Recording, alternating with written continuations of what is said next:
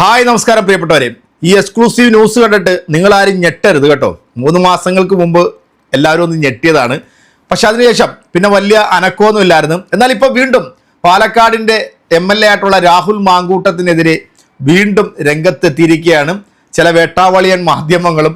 അതുപോലെ തന്നെ രാഷ്ട്രീയം എന്താണെന്നറിയാത്ത നാലാംകട രാഷ്ട്രീയം കളിക്കുന്ന ചില വൃത്തികെട്ട ഊളകളുമാണ് ഇതിൻ്റെ പിന്നിൽ കളിച്ചിരിക്കുന്നത് എന്നുള്ളത് വളരെ വ്യക്തമാവുന്ന രീതിയിലുള്ള ഒരു ഓഡിയോ ക്ലിപ്പാണ് ഇപ്പോൾ പുറത്തു വന്നിരിക്കുന്നത്. ഇനി രാഹുൽ മാങ്കൂട്ടത്ത് ചെയ്തിരിക്കുന്നത് അത് ഒരു സ്ത്രീയുടെ അനുവാദമില്ലാതെ ഇത്തരത്തിലൊരു പ്രവൃത്തി ഈ സ്ത്രീയോട് കാണിച്ചിട്ടുണ്ടെന്നുണ്ടെങ്കിൽ നിയമപരമായ രീതിയിൽ രാഹുൽ മാങ്കൂട്ടത്ത് ശിക്ഷ അനുഭവിക്കണം എന്ന് പറയുന്ന ഒരു വ്യക്തി കൂടെയാണ് ഞാൻ. കാരണം ഇവിടെ പുരുഷന്മാർക്കും ഉണ്ടെന്നേ മാനാഭിമാനം, സ്ത്രീകൾക്ക് മാത്രമല്ല, പുരുഷന്മാരും പച്ചയായിട്ടുള്ള മനുഷ്യൻ തന്നെയാണ്. എന്തായാലും രാഹുൽ മാങ്കൂട്ടത്തിനെതിരെ കഴിഞ്ഞ 3 മാസങ്ങളായിട്ട് നമ്മൾ ദൃശ്യമാധ്യമങ്ങളിൽ കണ്ടുകൊണ്ടിരിക്കുന്നത് ചില പ്രത്യേക തരം നടിമാരും ചില പ്രത്യേക ഇനത്തിൽപ്പെട്ടിട്ടുള്ള ജീവികളൊക്കെ ഈ രാഹുൽ മാങ്കൂട്ടത്തിനെതിരെ രംഗത്ത് വരുന്നതൊക്കെ നമ്മൾ കണ്ടു അല്ലേ. എന്നാൽ ഇതിനെയൊക്കെ പുച്ഛിച്ച് തള്ളി പാലക്കാടിലെ ജനം, അതുപോലെ തന്നെ കേരളത്തിലെ പ്രബുദ്ധരായിട്ടുള്ള ജനം ഇപ്പോൾ വീണ്ടും തദ്ദേശ സ്വയംഭരണ തെരഞ്ഞെടുപ്പൊക്കെ അടുത്ത് നിൽക്കുന്ന സമയമായതുകൊണ്ട് ഈ നാലാംകട രാഷ്ട്രീയം കളിക്കുന്ന ചില വൃത്തികെട്ട നാറികൾ, അതിനൊത്താശ പാടിക്കൊടുക്കുന്ന ചില മാധ്യമങ്ങളും, അതിൽ ഈ ന്യൂസ് 80 അതുപോലെ തന്നെ 24 ഈ രാഹുൽ മാങ്കൂട്ടത്തിനോട് വലിയ സ്നേഹമാട്ടോ. അപ്പോൾ ആ ഒരു സ്നേഹത്തിൻ്റെയൊക്കെ ഇതുകൊണ്ടായിരിക്കാം ഇപ്പോൾ എക്സ്ക്ലൂസീവ് ആയിട്ടുള്ള ഒരു ന്യൂസ് പുറത്തുവിട്ടിരിക്കുകയായിരുന്നു. കഴിഞ്ഞ 3 മാസങ്ങൾക്ക് മുമ്പ് രാഹുൽ മാങ്കൂട്ടത്തിൻ്റെ ന്യൂസ് ഈ പറയപ്പെടുന്ന വേശ്യാ മാധ്യമങ്ങളൊക്കെ കൊടുത്തത് എന്താണെന്നറിയാവോ? രാഹുൽ മാങ്കൂട്ടത്ത് ഗർഭം അലസിപ്പിക്കാൻ വേണ്ടി യുവതിയോട് ആവശ്യപ്പെട്ടു എന്നാ. എന്നാൽ ഇപ്പോൾ പുതിയത് വരുന്നത് എന്താണ്? ഗർഭം ധരിക്കണം എന്ന രീതിയിലുള്ള ഒരു വാർത്ത, പിന്നെ അതിനുശേഷം അത് കലക്കി കളയണമെന്നുള്ളൊരു വാർത്ത. സ്ത്രീയെ അവരുടെ സമ്മതമില്ലാതെ കട്ടിലിൽ കൊണ്ട് കൈയും കാലും കെട്ടിയിട്ടിട്ട് രാഹുൽ മാങ്കൂട്ടത്ത് ഗർഭം ഉണ്ടാക്കി കൊടുത്തെന്നൊന്നും എനിക്ക് തോന്നുന്നില്ല. പരസ്പരം ഇഷ്ടത്തിൻ്റെ പുറത്തായിരിക്കാം അവർ സ്നേഹിച്ചതും, അല്ലെങ്കിൽ ഈ പറയപ്പെടുന്ന ന്യൂസ് കറക്റ്റ് ആണെന്നുണ്ടെങ്കിൽ ഗർഭം ഉണ്ടാക്കിയിരിക്കുന്നു. എന്തായാലും ഈ വേശ്യാ മാധ്യമങ്ങൾക്ക് ഇന്ന് ആഘോഷിക്കാൻ, അല്ലെങ്കിൽ ഈ തദ്ദേശ സ്വയംഭരണ തെരഞ്ഞെടുപ്പ് അടുത്ത് നിൽക്കുന്ന ഈ ഒരു സമയത്ത് രാഹുൽ മാങ്കൂട്ടത്ത് പാലക്കാട് സജീവമായിട്ട് രംഗത്ത് വരുമ്പോഴത്തേക്ക് അവിടുത്തെ മുനിസിപ്പാലിറ്റി വലിച്ചുകൊണ്ടിരിക്കുന്ന സംഘികൾക്ക് എന്തെങ്കിലും തരത്തിലുള്ള കുത്തിത്തിരിപ്പൊക്കെ നടത്തണമല്ലോ അല്ലെ.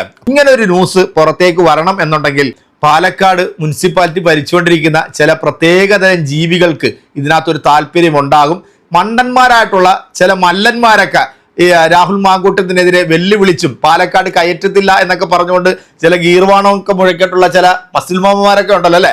അപ്പൊ അവരുടെയൊക്കെ കളിയായിരിക്കും ഒരു പക്ഷേ ഇതിന്റെ പിന്നിലെന്നാണ് തോന്നുന്നത്. ഏതായാലും രാഹുൽ മാങ്കൂട്ടത്ത് മാധ്യമങ്ങളെ പേടിച്ചോ അല്ലെങ്കിൽ ഈ പറയപ്പെടുന്ന ആരോപണങ്ങളെ പേടിച്ചിട്ടൊന്നും അയാൾ ഒളിച്ചു ഓടിയിട്ടൊന്നുമില്ല. അയാൾ ഇപ്പോഴും ഇവിടെ തന്നെ നിൽപ്പുണ്ട്. ഇപ്പൊ 2 മണിക്കൂർ മുമ്പ് രാഹുൽ മാങ്കൂട്ടത്ത് ഇതിനൊരു വിശദീകരണം നൽകിയിട്ടുണ്ട്.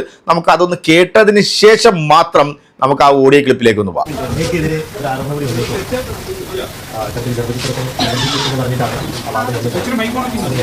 ഇത് തന്നെയല്ലേ നിങ്ങൾ തിരിച്ചു മറിച്ച് കഴിഞ്ഞ 3 മാസമായിട്ട് പറഞ്ഞുകൊണ്ടിരിക്കുന്നത്?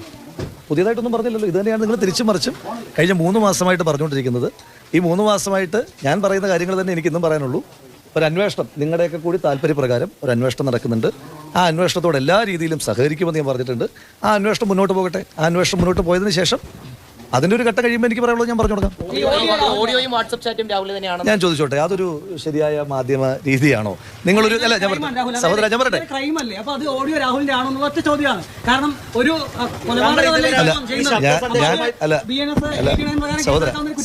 സഹോദര അങ്ങ് വ്യഗ്രത കാണിക്കണ്ട.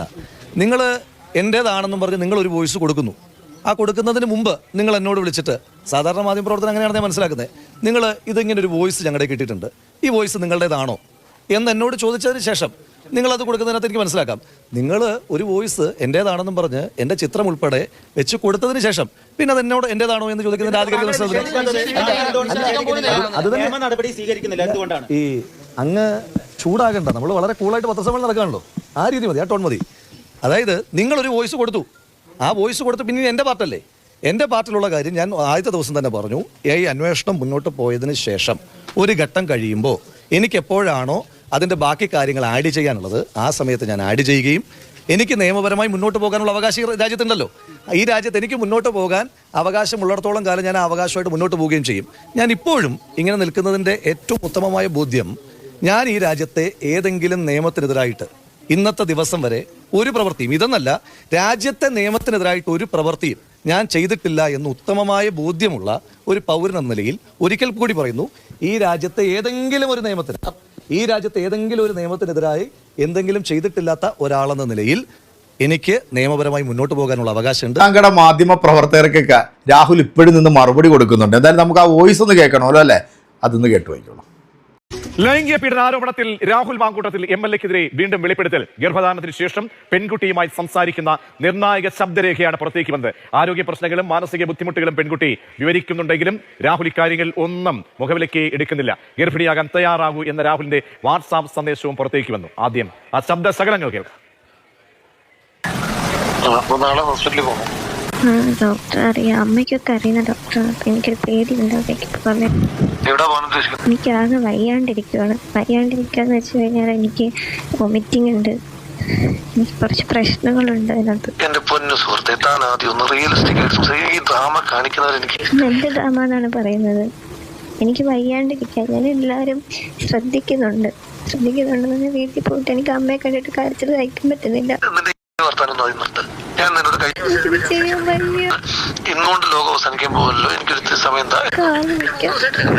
വളരെ കൂടാതെ കാര്യങ്ങളൊക്കെ ചെയ്തു പോകുന്നു. പിന്നെ ഞാൻ അതിനെ പറ്റി ബോധനാകുന്നു. പിന്നെ ഇന്ന് ഞാൻ ചോദിച്ചപ്പോ മാത്രം എനിക്ക് ഉറക്കം വിളിക്കാൻ വയ്യാഞ്ഞിട്ടാണ് ഞാൻ പതുക്കെ സംസാരിക്കുന്നത്.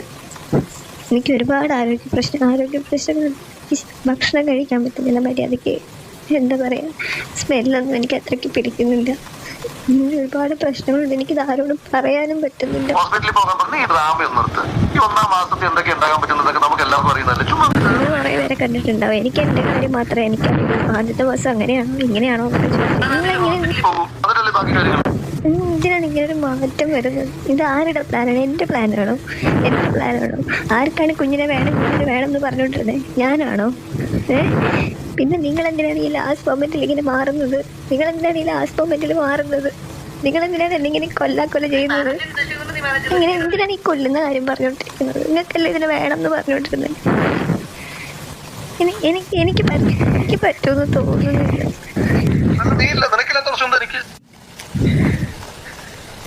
ആരുടെ സഹായം ഇല്ലാതെ, ഒരു മനുഷ്യന്റെ സഹായം ഇല്ലാതെ ചെയ്തു തരുമെന്ന് തോന്നുന്നുണ്ടോ? ഹോസ്പിറ്റലിൽ പോകും, അവരൊറ്റയ്ക്ക് പറ്റില്ലെന്ന് പറയില്ലല്ലോ.